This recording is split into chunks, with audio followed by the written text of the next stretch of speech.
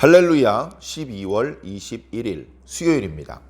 전도서 말씀 8장 1절부터 8절까지 말씀을 읽고 은혜 나누도록 하겠습니다. 누가 지혜자와 같으며 누가 사물의 이치를 아는 자이냐. 사람의 지혜는 그의 얼굴에 광채가 나게 하나니 그의 얼굴에 사나운 것이 변하느니라. 내가 권하노라. 왕의 명령을 지키라. 이미 하나님을 가리켜 맹세하였음이니라. 왕 앞에서 물러가기를 급하게 하지 말며 악한 것을 일삼지 말라. 왕은 자기가 하고자 하는 것을 다 행함이니라. 왕의 말은 권능이 있나니 누가 그에게 이르기를 왕께서 무엇을 하시나이까 할 수 있으랴. 명령을 지키는 자는 불행을 알지 못하리라. 지혜자의 마음은 때와 판단을 분별하나니 무슨 일에든지 때와 판단이 있으므로 사람에게 임하는 화가 심함이니라. 사람이 장래일을 알지 못하나니 장래일을 가르칠 자가 누구이랴. 바람을 주장하여 바람을 움직이게 할 사람도 없고 죽는 날을 주장할 사람도 없으며 전쟁할 때를 모면할 사람도 없으니 악이 그의 주민들을 건져낼 수는 없느니라. 아멘. 감사합니다. 벌써 전도서 말씀 8장까지 달려왔습니다. 그리고 날짜로도 12월 21일이 되었습니다. 이제 올해도 열흘밖에 남지 않았습니다. 정말로 이제 좀 시간이 빠르게 흐른다, 그런 생각이 듭니다. 그래서 이렇게 시간이 빠르게 흐르나? 내가 뭐 좀 놓치고 있는 것은 아닌가? 불현듯 달력을 한 번 더 보게 되고 또 수첩을 한 번 더 꺼내 보게 됩니다.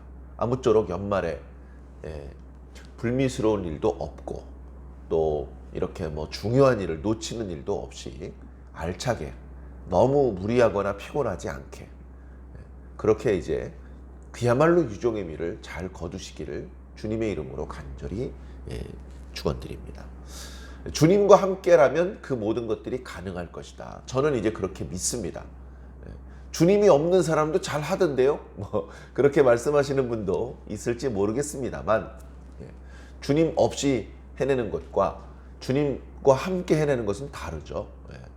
그래서 우리는 우리의 힘만으로 되지 않는 것을 압니다. 그럼에도 불구하고 일이 잘 되었을 때 이건 내 힘만으로 이렇게 해낼 수가 없는 것이었는데 그것을 하나님이 없는 사람들은 모르고 지나가는 것이고 모든 것이 요행이고 모든 것이 어떤 그 만물의 순환하는 이치의 일부일 뿐이고 그렇게 생각을 하는 것이고, 그런가 하면 우리 신앙인들은 그런 것도 있지만 그 만분의 순환하는 이치조차 하나님께서 만들어 주신 것이고 또 때로는 그 이치를 뛰어넘는 그런 하나님의 특별하신 은혜가 우리들에게 임할 때도 있다. 이제 그런 것들을 믿기 때문에 우리는 더 마음이 든든한 것이고 늘 하나님의 이름을 부르는 것입니다.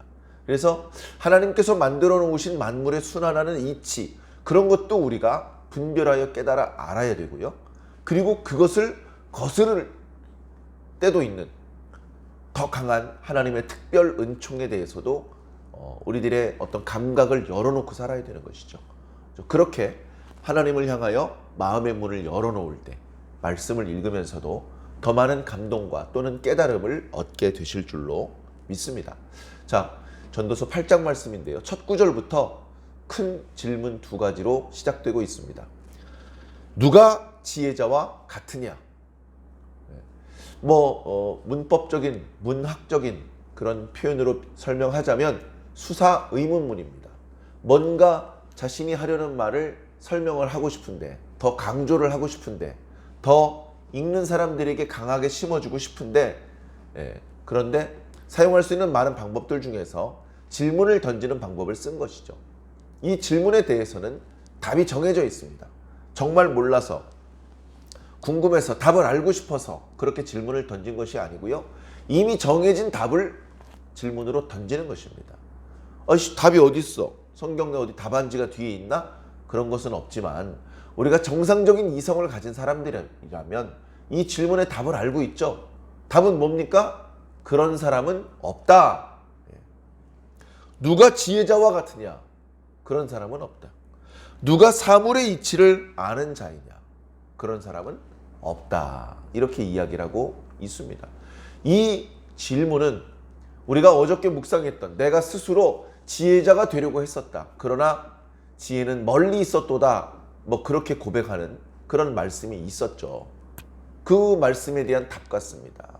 내가 그래도 하나님께 지혜와 지식의 은사를 받은 사람인데 그 은사를 통해서 하나님의 지혜가 귀중하다는 것을 깨달아 그것을 얻고 싶었는데 그러나 그것은 내 힘으로 할 수 있는 것이 아니더라. 스스로 노력한다고 희망한다고 지혜자가 될 수는 없는 것이다. 어저께 말씀 묵상하면서 그런 말씀을 드렸습니다만 하나님이야말로 지혜의 유일한 주인이십니다.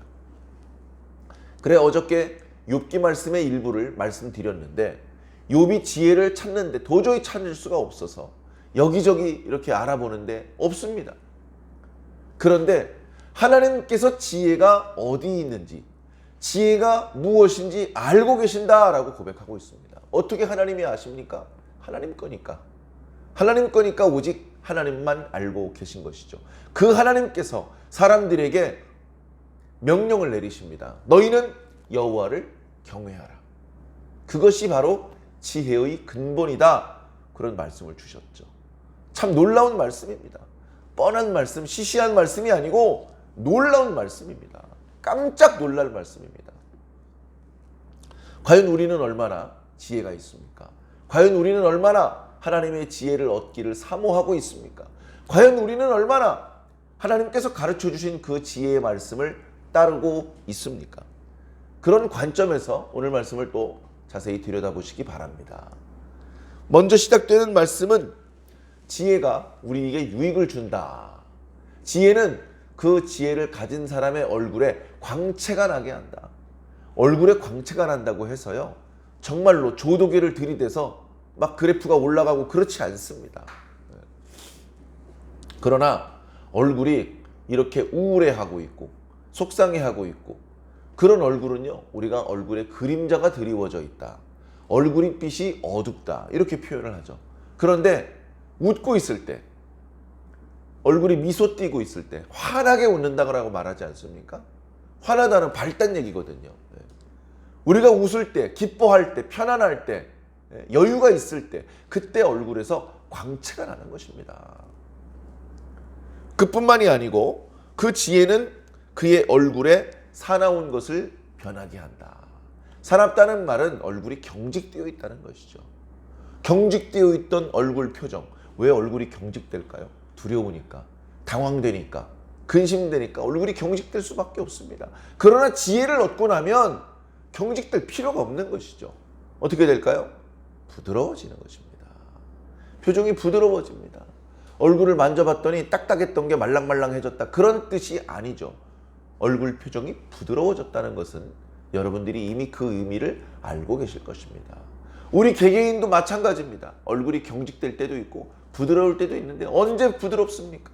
걱정이 없을 때, 편안할 때, 그때 우리들의 얼굴이 부드러워지고 또 얼굴에서 광채가 나는 것이죠.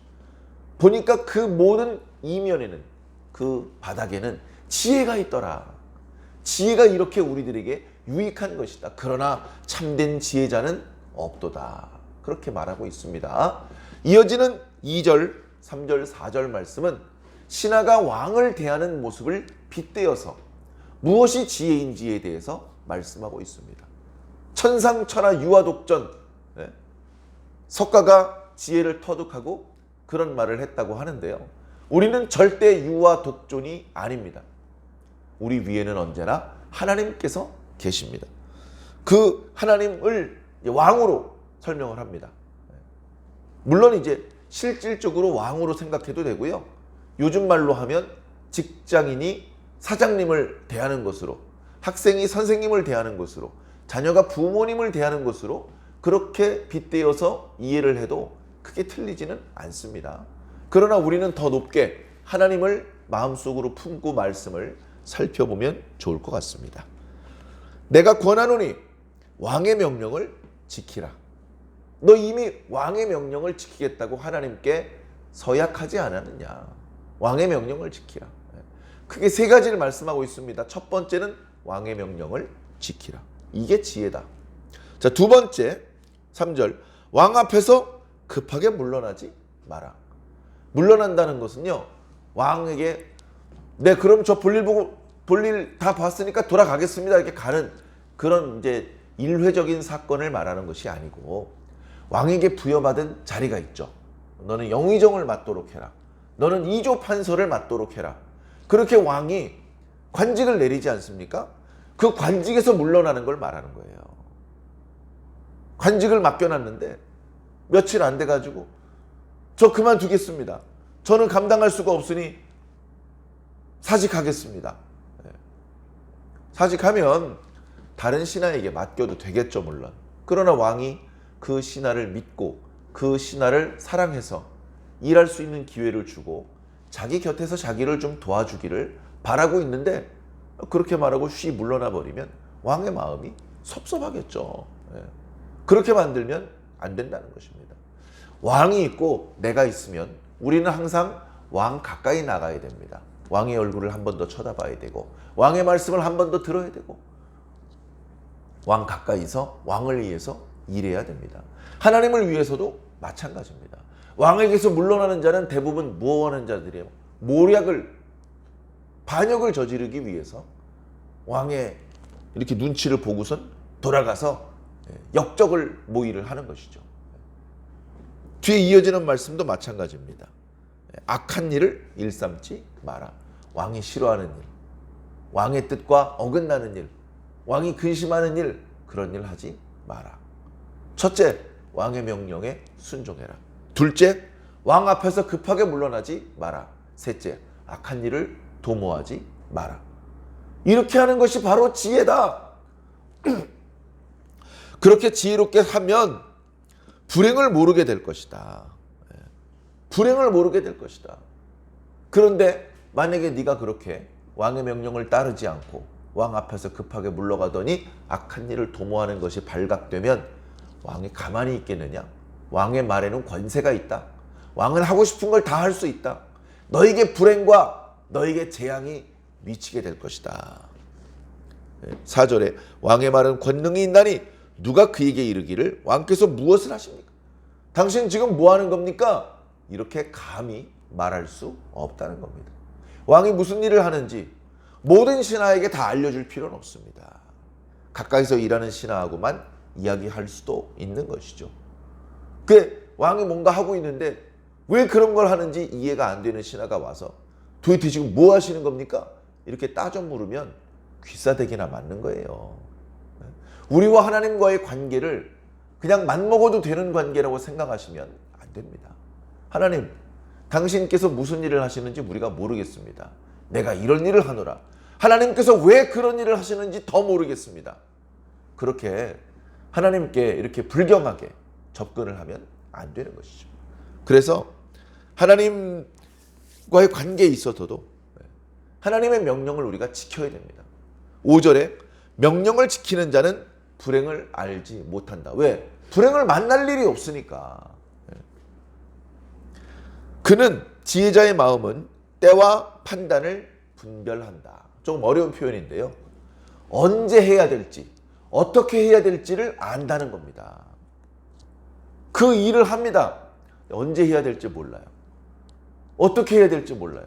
내가 농사를 짓습니다. 포도나무, 또 뭐 사과나무, 감나무, 나무를 막 100개씩 심어가지고 거기서 열매를 따서 그것을 이제 내다 팔고 그것으로 가족들을 먹여 살리려고 합니다. 그럼 뭘 알아야 되겠습니까? 비료줘야 될 시기, 그 다음에 가지치기 해야 될 시기, 농약 줘야 될 시기를 알아야 됩니다. 네. 그 다음에 방법도 알아야죠. 비료 주는 방법, 농약 주는 방법, 가지치기 하는 방법, 그걸 몰라요. 때와 시기를 몰라. 그리고 방법을 몰라. 그러면 감나무 농사 망한 겁니다. 다 벌레가 먹고 내다 팔 만한 감이 안 열립니다. 감이 많이 달렸나 싶었는데 땅에 다 떨어져 버립니다.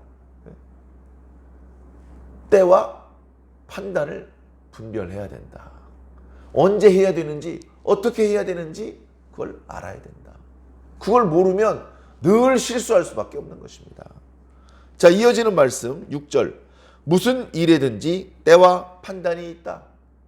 무슨 일이든지 언제 해야 좋은지 그 시기가 있고 어떻게 하면 좋은지 그 방법이 있다. 그 시기와 방법이 있다는 겁니다. 사람에게 임하는 화가 심합니다. 시기와 방법을 알면 더 심하게 화가 미치는 것처럼 우리 개역 개정판 성경의 말 해석이 조금 불편하게 되어 있습니다만 이런 뜻이죠.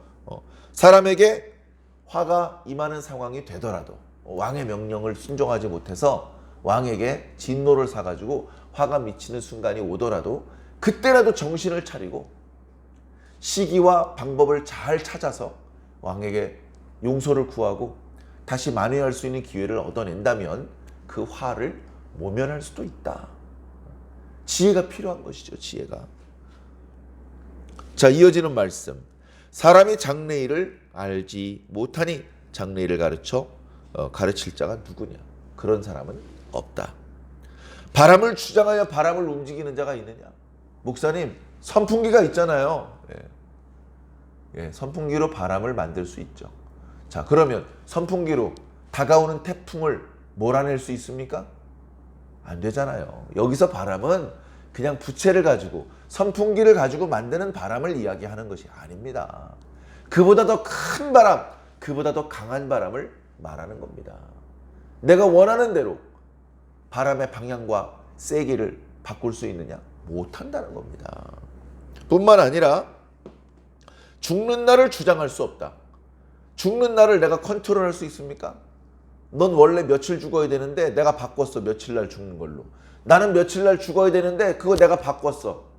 그렇게 내가 그걸 바꿀 수 있습니까? 안 되죠. 전쟁할 때 모면할 사람이 있습니까? 전쟁이 터졌습니다. 그래서 막 총도 쏘고 대포도 날아오고 미사일도 날아다닙니다. 미사일이 떨어져가지고 폭발을 합니다. 그러면 군인들만 죽입니까? 남자들만 죽입니까? 그게 아니라는 것이죠. 그냥 아무나 다 죽이는 겁니다. 전쟁이 터졌는데 그 중간에 앉아가지고 나하고는 상관없는 일이야. 그러고서 유유자적할 수 있습니까? 그게 안 된다는 말이죠. 악이 그의 주민들을 건져낼 수 없다. 악조차도 악에 빠진 자들을 건져낼 수 없다는 겁니다. 거기서 나오는 방법이 있다면 지혜밖에 없어요. 지혜. 고생대로 하다가 그러다가 지혜가 있어야 겨우 죽음이 임하기 전에 더 큰 재앙에 멸망하게 되기 전에 나올 수가 있는 것이죠. 사랑하는 성도 여러분, 오늘 저와 여러분들에겐 지혜가 있습니까? 지혜가 필요 없는 순간이 있습니까? 부모가 자녀를 양육할 때도 지혜가 필요하고요. 자녀가 부모님에게 이렇게 사랑받으면서 자신이 원하는 걸 얻을 때 엄마 간식 줘, 엄마 예쁜 옷 사줘, 장난감 사줘. 사달라고만 말하면 얻을 수 있는 게 아니죠. 괜히 사달라고 너무 강력하게 얘기했다가 꾸중만 듣는 경우도 있습니다. 어떻게 하면 꾸중을 듣지 않으면서 내가 원하는 것을 얻어낼 수 있을까? 거기에도 사실은 지혜가 필요한 것입니다. 여보, 반찬이 왜 이래? 다 말라 비틀어졌잖아. 맛있는 반찬을 얻어먹는데도 지혜가 필요합니다. 직장 생활하면서 빨리 승진하고 더 큰 월급을 받는 데에도 지혜가 필요할 것입니다. 세상에 지혜가 필요 없는 그런 곳은 없습니다. 그 모든 상황에 지혜가 필요하죠. 특히 하나님의 백성들에게 지혜가 필요합니다. 예수님에게 지혜가 있습니다. 나한테는 없습니다. 그래도 괜찮아. 예수님이 내 곁에 계시니까. 그렇게 방심하지 않으시기 바랍니다. 방심하지 않으시기 바랍니다. 우리 아버지가 믿음이 좋아. 나는 믿음이 형편없어. 그래도 괜찮아. 우리 아버지가 믿음이 좋으니까. 난 기도 안 하는데 우리 엄마가 기도 되게 많이 해. 그러니 난 기도 안 해도 돼. 그런 어리석은 생각을 잡수시면 안 됩니다. 내 믿음이 좋아야 되고 내가 직접 기도해야 됩니다. 내가 주님께 지혜를 받아서 내가 지혜로운 사람이 되어야 됩니다. 스스로의 노력으로 할 수 없습니다. 우리의 힘으로 할 수 있는 영역 바깥의 일입니다. 그러나 하나님께서는 원하시는 자에게 원하는 만큼의 지혜를 주실 수 있습니다. 겸손해서 하나님의 말씀에 순종하고 하나님을 더 가까이 하려고 한다면 하나님께서 아끼지 않으시고 당신의 지혜를 우리에게 주실 것입니다. 우리는 그 지혜로 하나님께 더 가까이 나아갈 것이며 이 땅에 있는 동안에 하나님께서 기뻐하시는 일을 하고 하나님께서 좋아하시는 열매를 맺을 것입니다. 그 과정에서 하나님의 뜻이 드러날 것이고 그 과정에서 많은 사람들이 옳은 대로 돌아올 것입니다. 우리가 이 땅에 있는 동안에 해야 될 일이 있습니다. 마땅히 해야 될 일이죠. 형편이 좋으면 하고 형편이 어려우면 중단해도 되는 일이 아닙니다. 여러분, 가난할 땐 숨 안 쉽니까? 속상할 땐 물 안 마십니까? 속상해도 가난해도 아무리 여건이 나빠져도 해야 되는 건 해야 됩니다. 우리가 신앙인으로서 해야 될 것이 무엇인지 생각해 보시고 올해가 마치기 전에 선한 열매들을 많이 맺으시기를 예수님 이름으로 간절히 축원합니다.